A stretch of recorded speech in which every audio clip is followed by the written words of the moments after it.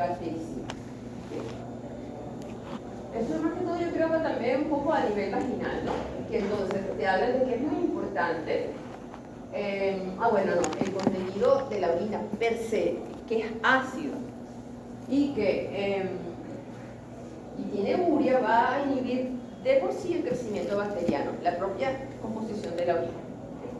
Y a nivel vaginal, el pH que hay en la vagina va a la microbiota de la vagina aumenta el pH, como lo vamos a ver con los lactobacilos, y eso va a ayudar a que no colonicen otros bacterias. Miren aquí de lo que estábamos hablando. Si vemos los factores de virulencia principales de las bacterias que van a generar una infección urinaria son pibes, factores de adherencia, proteínas de adherencia. Eso es esencial para que se puedan producir los procesos de infección. Miren qué interesante, me gustó mucho esta lámina, porque entonces te hablan de los factores, ya pensando en patogenia, de alteraciones a nivel del hospedador como tal y características de la bacteria. Entonces, cuando tienes alguna deficiencia, algún problema fisiológico del paciente, aumenta la probabilidad de infección. Y si tienes, por ejemplo, características de la bacteria como una gran cantidad de fibrias y de factores de adherencia, eso aumenta la probabilidad de que se genere un proceso de patológico. Entonces, este cuadrito está bien chévere. Vamos a revisar algunos agentes patológicos y su patogenia. Bueno, aquí la principal, como ya ustedes ya la han estudiado, es la Escherichia coli uropato. Ella va a tener una gran cantidad de factores de adherencia, sobre todo el pilis tipo 1. El pilis tipo 1 va a inducir la endocitosis en el epitelio, las células epiteliales de la uretra y de la vejiga, donde se van a activar una serie de procesos. Uno de ellos, si tiene éxito, yo no me traje el marcador. Si tiene éxito, la bacteria puede ser expulsada de la célula epitelial.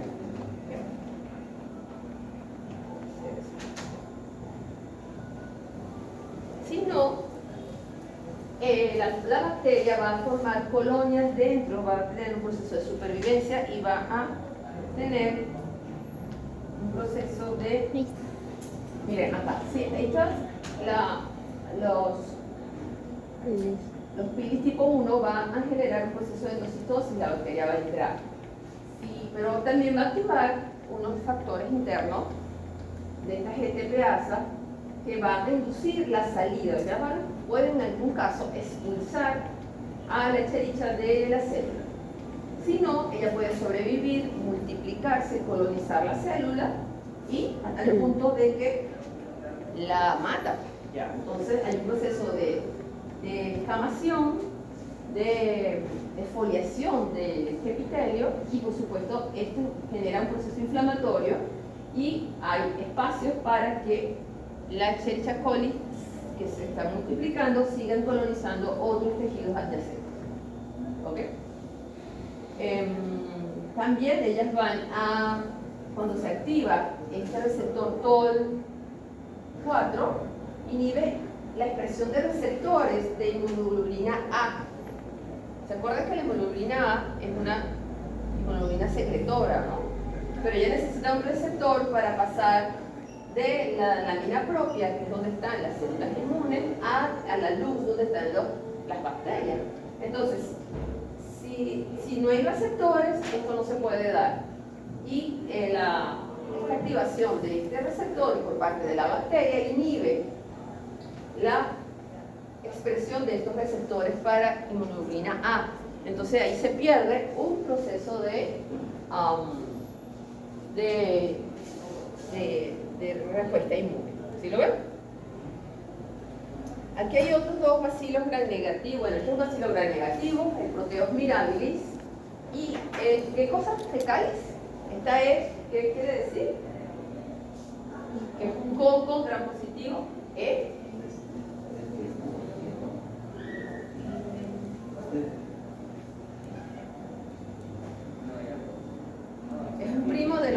Staphylococcus.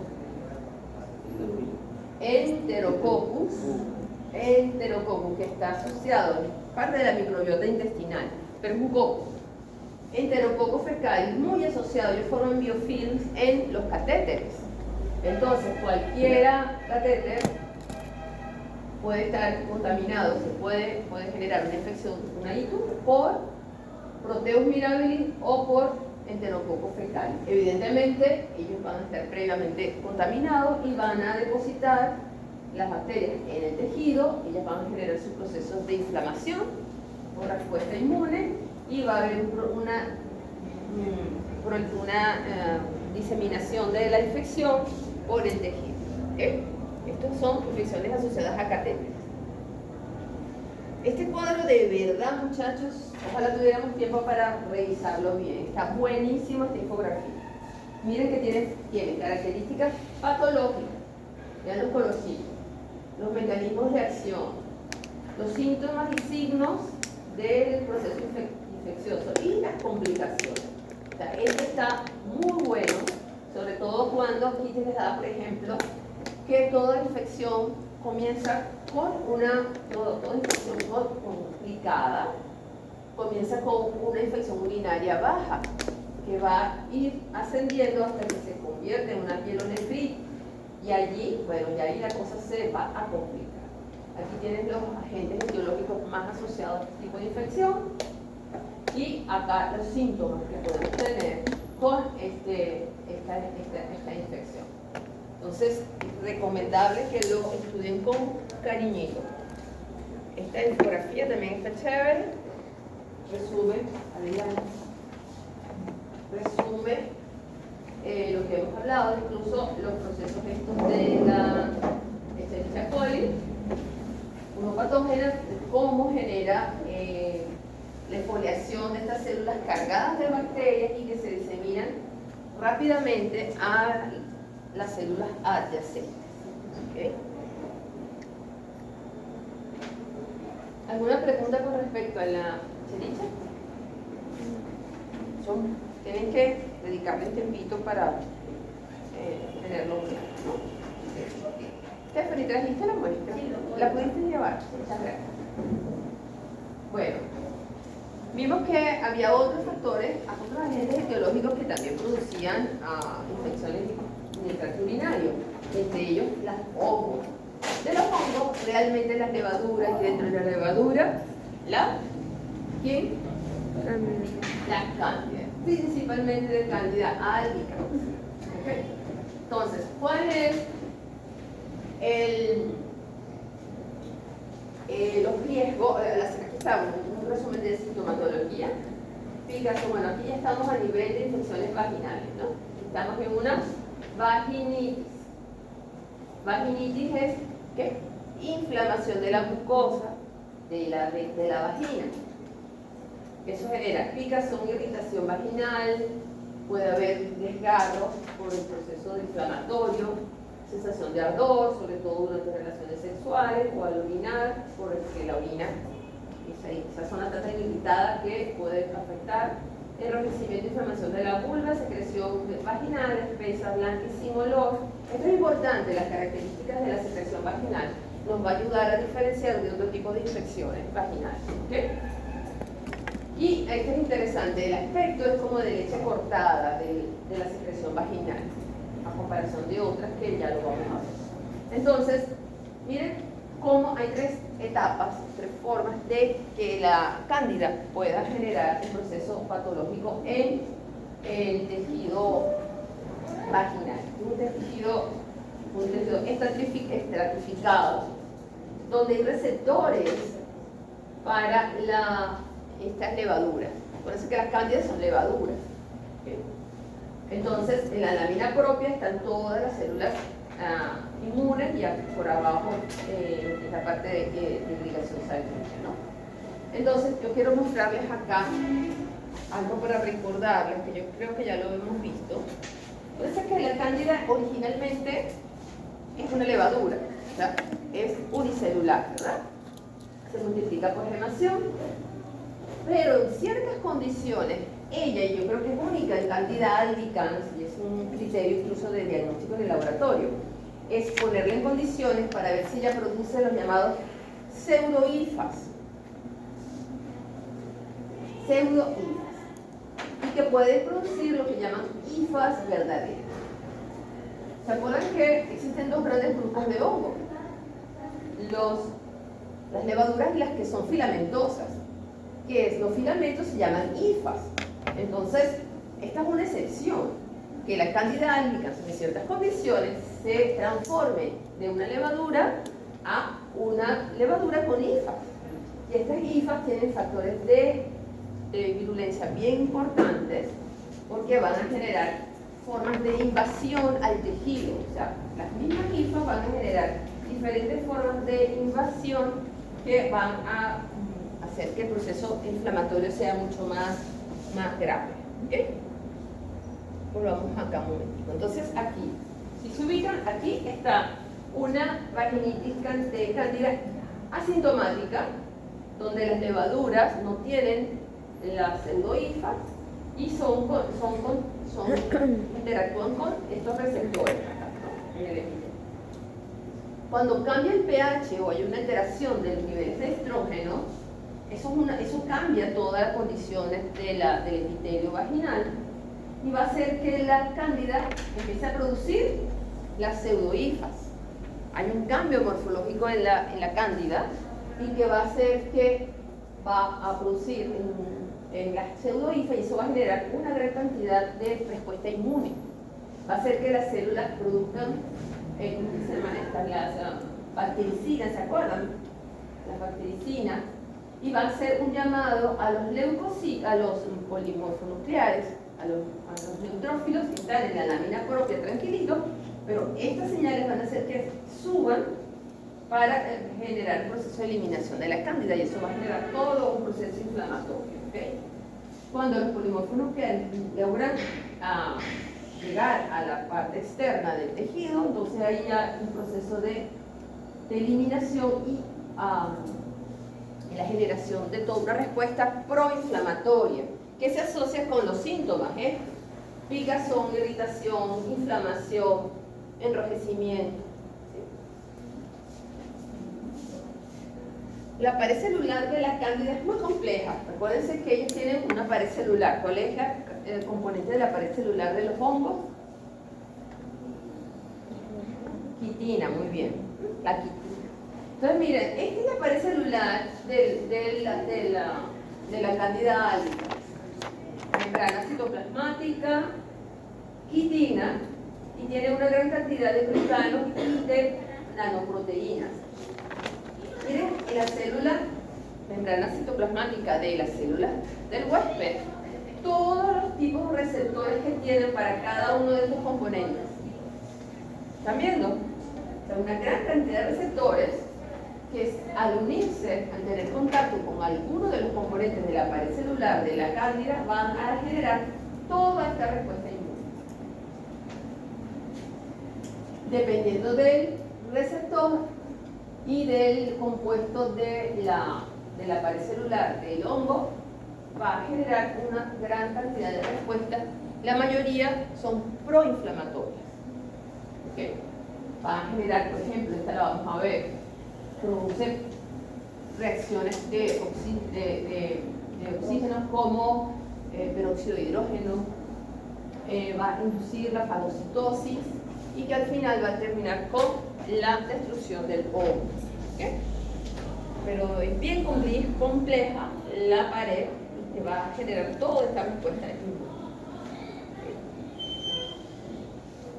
Aquí hay algo similar. Aquí lo que están haciendo en esta imagen es hacer un acercamiento del tejido del epitelio del ectocervix, o sea, de lo que es vagina.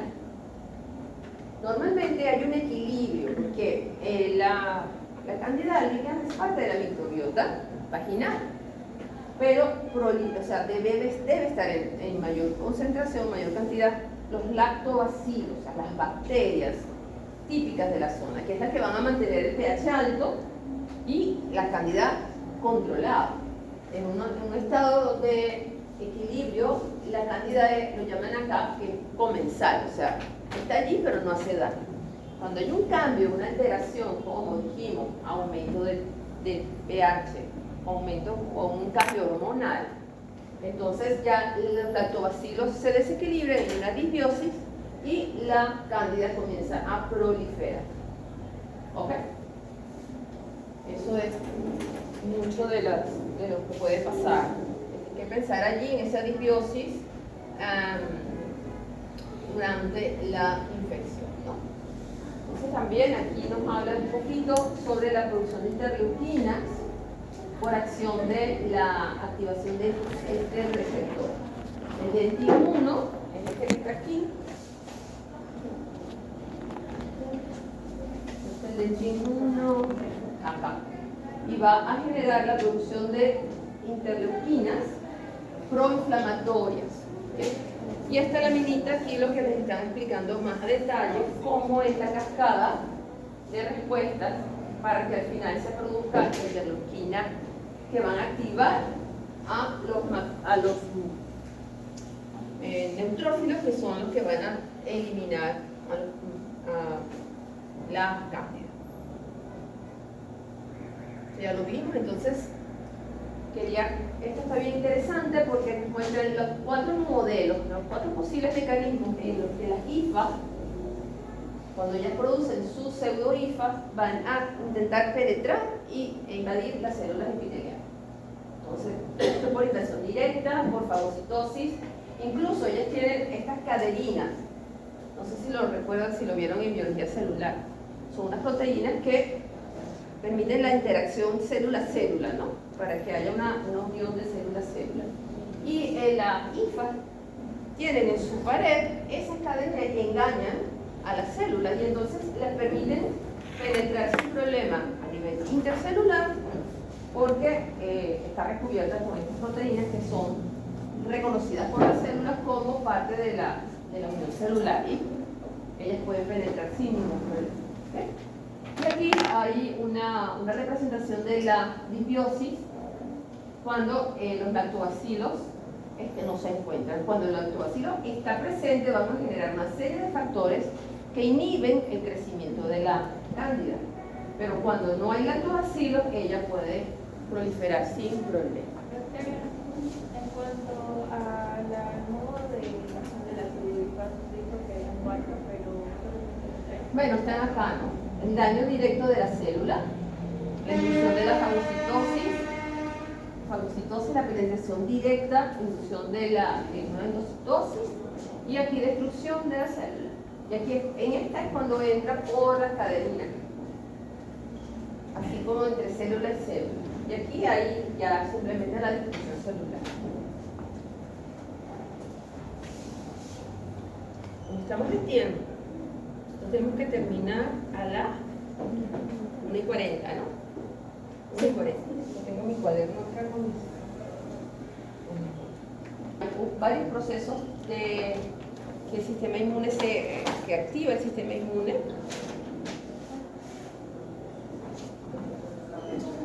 Tenemos varios procesos. Aquí tenemos, por ejemplo, estos son la lámina propia donde están las células inmunes que van a ser llamadas dependiendo de la activación de las señales de la cándida.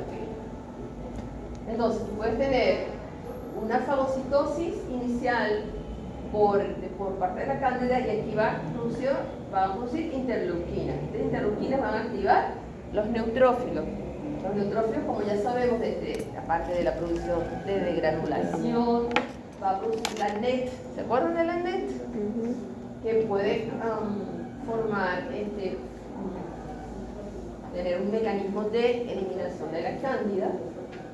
Y todos esos mecanismos acá, por ejemplo, células dendríticas que han procesado antígenos de la cándida, envían señales al ganglio y va a haber una activación de los linfocitos T dependiendo del tipo de antígeno que está presentando la célula dendrítica. Pero al final, en suma, va a generar todos estos procesos, un proceso inflamatorio del tejido. Esto está bien chévere porque resume varios de los mecanismos de patogenicidad, de cómo el sistema inmune elimina la bacteria por fagocitosis, por factores de reacción de oxígeno, por la activación del proceso de inflamatorio, ¿no?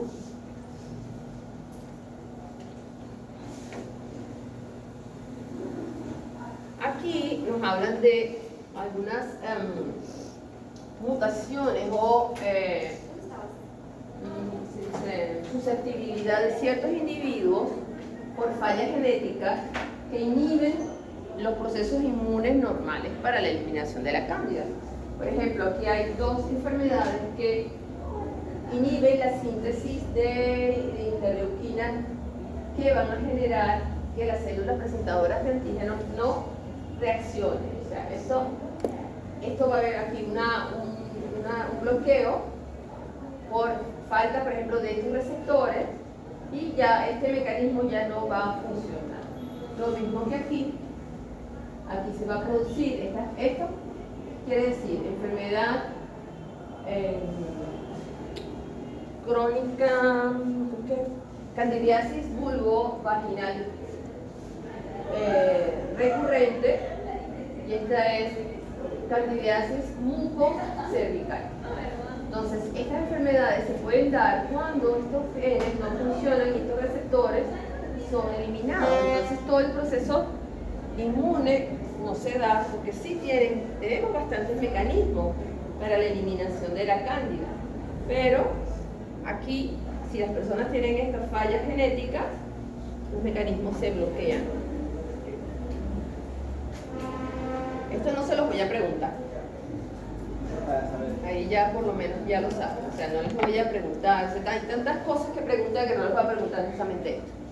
Pero es importante que sepan, porque hay un proceso de susceptibilidad genética que hace que las personas sean más propensas a adquirir esta infección, ¿sí?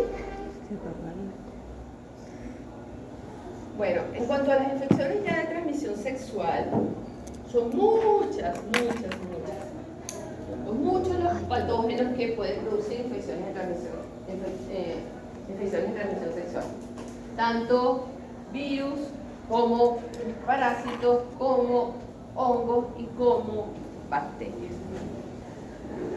Aquí tenemos algunos. Estas tablas tienen algunos de los microorganismos que vamos a estudiar. Tenemos a nivel de virus los papilomavirus.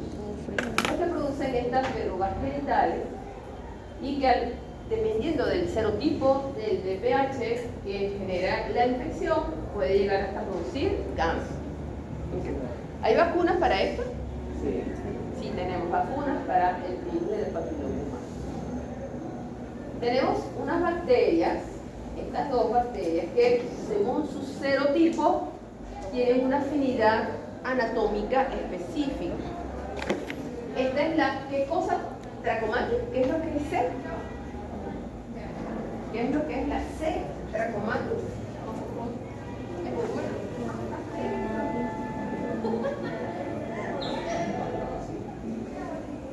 ¿Qué es lo? Por ahí lo vi. No es primera vez que nombramos a esta señorita. Clamidia. Clamidia trachomatis. Hay un serotipo que afecta a los ojos, por eso el tema del tracoma, que afectan sobre todo a los bebés recién nacidos, pero son otros serotipos. Pero los tipos D y L se asocian a uretritis. Y los tipos L1, L2 y L3 producen linfogranulomas venéreos. Es la misma bacteria, pero otros serotipos distintos que tienen afinidad a tejidos distintos. Tenemos ya lo hablamos, la C. candida va a producir una candidiasis. ¿Qué será este VSH? ¿VHS? ¿Un virus? ¿Un virus de qué? Herpes, muy bien, herpes simple. Tipo 1 y 2, que es el herpes genital, porque tenemos otros serotipos que son el herpes bucal, oral Pero el VSH, o sea, el virus del herpes simple, 1 y 2 se asocian a herpes genital. ¿Ok? ¿La qué cosa? Gonorrea. Neisseria, hoy lo vamos a ver más a profundidad. VIH, una virus de transmisión sexual, también lo vamos a ver a profundidad. Sigue otra bacteria. ¿Qué cosa pálido que produce la sífilis? Trepanio. ¿Ah? Trepanio. ¿Trepo qué? Ahí va. Treponema. Treponema pálido, lo vamos a ver en el laboratorio hoy cómo se diagnostica la sífilis. El VHB, ¿qué es? Hepatitis B, que es de transmisión sexual también, ya hemos hablado de esto, de hepatitis B. El Haemophilus ducreyi produce una infección genital llamada chancroide, el chancroide. Y tenemos acá, esta está desactualizada, esta se llamaba, yo lo tuve que anotar, Calimactobacterium granuloma. Calimactobacterium granuloma. Pero eso la actualizaron la nomenclatura y ya eso se consigue actualmente como una Klebsiella granulomatis. Klebsiella granulomatis. Pongan las dos por si acaso. ¿Okay? Y va a producir un granuloma inguinal. Parece que le dijimos que alrededor de la zona inguinal hay muchísimos ganglios. Entonces cualquier infección de tipo genital puede ir directamente a afectar los ganglios y la clínica se va a manifestar a nivel ganglionar, como granulomas. ¿Sí? El micoplasma aquí son dos, esto está desactualizado, esta lámina, porque está el micoplasma urealítico, que es diferente del ureaplasma, porque son dos géneros diferentes. Entonces, dejo aquí el micoplasma, que ya estudiamos micoplasma, neumonía, ¿verdad? Que producía neumonías atípicas. Pero entonces hay otro micoplasma, que es urealítico, que produce uretritis. ¿Okay? Tenemos otro, la G, que lo vamos a estudiar hoy mucho, Gardnerella, anótelo. Gardnerella, como de jardín, Gardene, en inglés, Gardnerella. Gardnerella vaginalis. Cuando se asocia a bacterias anaerobias, va a producir vaginitis o vaginosis. Esto lo vamos a estudiar hoy. Entonces ese cuadro es un cuadro bastante interesante porque les resume todo. Entonces, en cuanto a infecciones vaginales, que estos son los síntomas, ya algo lo estuvimos revisando, es de alta consulta ginecológica muy frecuente. Vamos a encontrar tres tipos. La vaginosis bacteriana, básicamente producida por la Gardnerella vaginalis, muy asociada a ella. La tricomoniasis vaginal, que es un parásito, que no lo vamos a ver, pero sí, por lo menos nos va a servir para comparar, porque el tipo de flujo vaginal es muy característico y es parte de lo que tienen que estudiarse, ¿no? Y la candidiasis vaginal ya la acabamos de ver, ¿sí? Esto es un cuadro diferencial de los parámetros y las características de los síntomas y signos que se tienen que estudiar para hacer la diferencia. Se debe revisar, por ejemplo, las características del flujo, el pH, hacer pruebas de test de amina, contar el número de polimorfos nucleares que hay allí, los niveles de lactobacilos, y eso ayuda a discriminar en quién puede ser el agente causal de esa infección vaginal. Esto es lo que les comentaba. Por ejemplo, en esta imagen hay una diferencia en el tipo de secreción vaginal.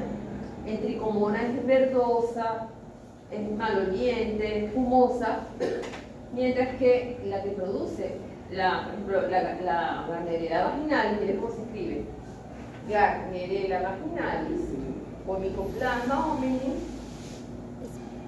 es más que todo es blanquecina y se pega a la vagina, ¿no? Entonces eso lo ven en los estudios ginecológicos, ¿no? Eso va a afectar es vagina. ¿Okay? Y todo esto por un desequilibrio, mírenlo allí, léanlo allí, de lo que estamos hablando, una disbiosis por la alteración de la presencia de los lactobacilos.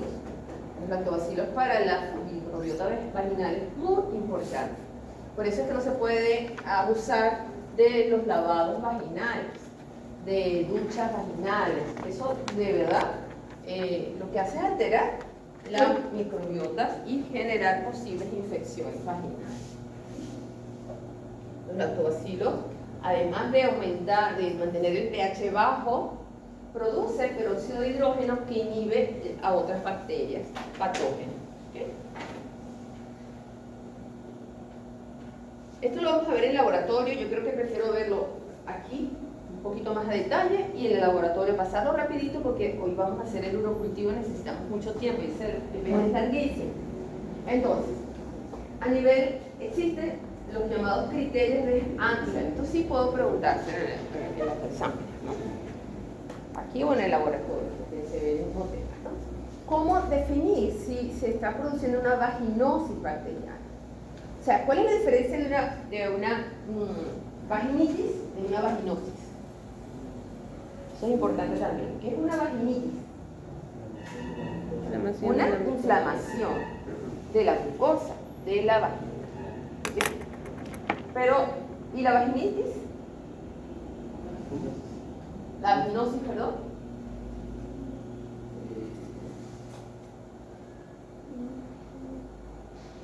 Eso es muy básico. La vaginosis es un proceso infeccioso, es una infección. Que la infección produzca también vaginitis es otra cosa. Pero la vaginitis puede ser causada por otros factores. Cambios hormonales, medicamentos, o sea, puede haber un proceso inflamatorio de la vagina que no tiene que ver con infección. ¿Ok? Entonces, estos dos procesos, esto es importante que lo tengan claro. Entonces, ¿cómo saber si hay una vaginosis bacteriana acá? Entonces, primero se tiene que estudiar las características del flujo vaginal. Para que sea una vaginosis, normalmente se asocia con Candidela vaginalis, es blanco y grisáceo, adherente, o sea, se pega al espéculo y es homogéneo. Esto es importante, miren que se lo ponen en negrita. ¿Por qué se resaltará en esto? Yo les dije que las características del flujo vaginal ayudaban también a orientar con respecto al agente etiológico. ¿Recuerdan cómo era el flujo vaginal en una candidiasis vaginal? Era blanco como queso. Como leche cortada, como queso, ¿sí? Entonces aquí es homogéneo. Entonces ya eso ayuda por las características del flujo vaginal, igual que cuando comparan entonces con la tricomona, que es verdoso, que es espumoso, que, ¿sí? Muy bien. Esto es en cuanto al flujo vaginal. El pH. El flujo vaginal normal debe estar por debajo de 4.5. Cuando el pH del flujo vaginal está entre 5 y 7, ya está hablando de una infección bacteriana, de una vaginosis. Esto es clave. ¿Okay? Este es el segundo criterio de Hansen. Este es el primero. La característica del primero. El segundo criterio, el pH. El tercer criterio es que cuando se hacen las pruebas de aminas, que simplemente se toma del mismo el flujo de la vaginal directamente o por el espéculo y se le colocan unas gotitas de hidróxido de potasio al 10%, esa es la prueba de aminas. Las bacterias, si están presentes, van a reaccionar con el hidróxido de potasio y van a producir aminas que se van a oler como un olor típico a pescado. ¿Okay? Por eso le llaman pruebas de aminas. Y esta es la reacción de las bacterias si están presentes. ¿Okay? Si ustedes hacen esto a una infección por cándida, no va a haber olor a pescado, porque lo que produce son la reacción de las bacterias cuando procesan el hidróxido de potasio. ¿Okay?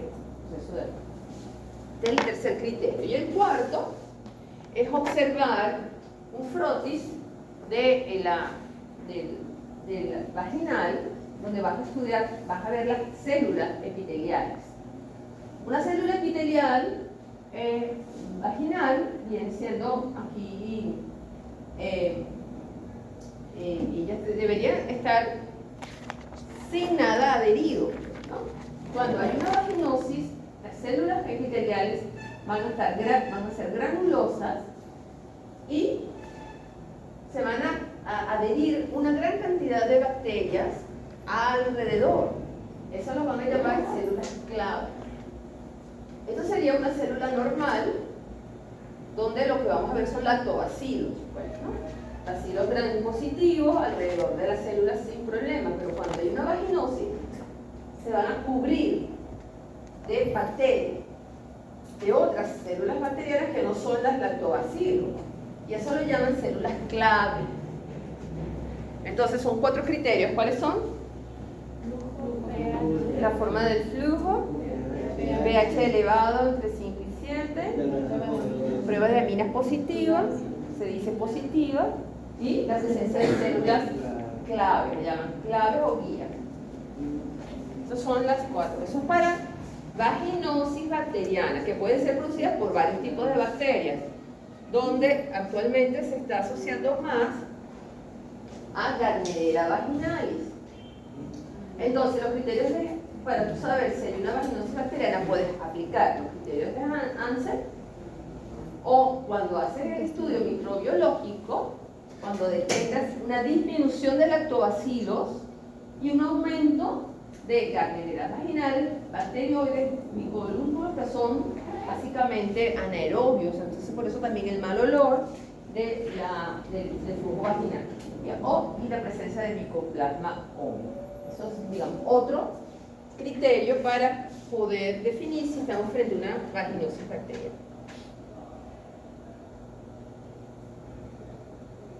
Bueno, fíjense, en estas están diciendo lo que yo les estoy comentando, ¿no? La Gardnerella se ha asociado últimamente a vaginosis bacteriana. Esto es algo que se vería como una célula clave, ¿no? Entonces se está asociando cada vez más a que la Gardnerella puede producir esa vaginosis. ¿Listo? ¿Alguna pregunta? Entonces, diferencia entre vaginosis y vaginitis. Muy bien. Claro, y la inflamación puede ser por otros factores, además de la infecciosa. La infecciosa también produce inflamación, pero puede ser otro factor. Bueno, a ver, la Neisseria gonorrea. Traten de acordarse todo lo que hemos visto en algún momento sobre Neisseria gonorrea. Mire cómo se escribe. Neisseria gonorrhoeae, con una H en el medio. Produce la enfermedad llamada gonorrea. Si nosotros vemos al microscopio en un gramo a la Neisseria gonorrea, ¿cómo lo vamos a ver?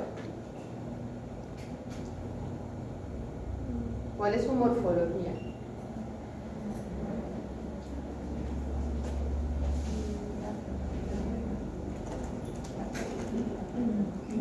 ¿Cómo es la morfología al grande una Neisseria gonorrea?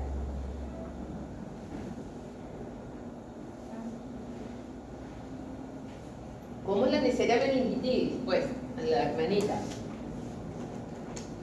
Para que se ubiquen por género. ¿Cómo vemos al microscopio en un gramo una Neisseria meningitis?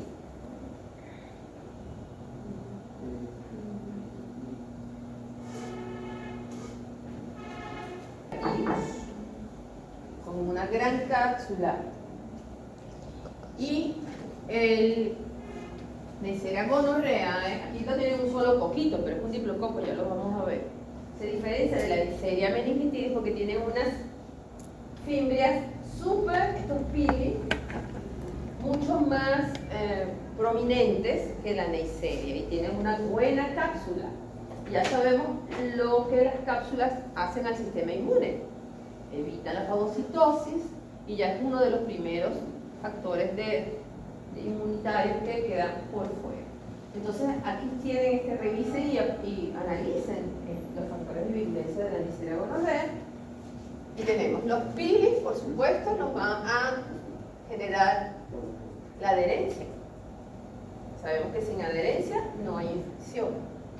Estas proteínas también van a producir efectos antigénicos, van a producir poros en la membrana. Hay una cosa bien interesante. ¿Se acuerdan de los gram negativos en los bacilos gramnegativos, ¿cuál era el factor tóxico de su pared? Los lipopolisacáridos, ¿verdad? Lipopolisacáridos. En este grupo gram negativo no son lipo, no son oligos, no son poli, son oligo. Entonces vamos a hablar de los que son lipo-oligosacáridos, que tienen actividad endotóxica similares a los lipopolisacáridos. O sea, estos tienen menos, poli es mucho, oligo es menos. Entonces la cadena de carbohidratos del lipopolisacárido en Neisseria es más corta, más pequeñita, por eso es oligosacárido. Pero el efecto endotóxico es igual de fuerte, ¿ok? Tiene proteínas, por ejemplo, que inhiben la actividad de complemento, ya lo vamos a ver. Tiene una proteasa IgA. ¿Qué es esa proteasa IgA? Ya lo hemos estudiado en otras materias. Es un gran factor de virulencia. ¿Qué hace la proteasa IgA?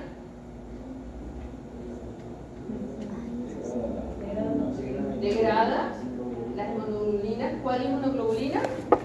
La A. ¿Y dónde se encuentra normalmente la infección? ¿Dónde infecta la Neisseria? La mucosa vaginal o la mucosa uretral. Entonces, la IgA, que es sería una gran defensa, va a ser eliminada por esta proteasa que es propia de la estructura de este díplomo. ¿Ven? Entonces, esos factores de virulencia son importantes, como siempre les digo, para poder entender la patogenia. Sin tener claro cuáles son los factores de virulencia, no podemos entender cómo la bacteria logra generar el proceso infeccioso y evadir al sistema inmune, ¿no? Esta lámina la vamos a ver en el laboratorio, pero vamos a verla ahorita también. Dijimos que, o lo vamos a ver, que los polimorfonucleares, los neutrófilos en particular, son los que más van a tratar de eliminar a la Neisseria gonorrea. Y aquí vemos un polimorfo con estos diplococos, ¿ves? Como dicen que tienen formas de granitos de café. O sea, ellos van a estar así, como son diplococos, van a estar uno al lado del otro, así. Y así se ven, son gram negativos al gran, y se ven así uno al lado del otro. Pueden estar de forma intracelular o extracelular, dependiendo de la muestra. Y eso lo podemos ver en una secreción vaginal o secreción uretral. ¿Qué muestras vamos a utilizar? Bueno, estas están aquí. Secreción uretral o vaginal, o faringe, porque a veces hay gonorrea faríngea. Y el líquido sinovial, si hay una septicemia y puede haber infección a nivel de la... ¿Dónde tenemos líquido sinovial?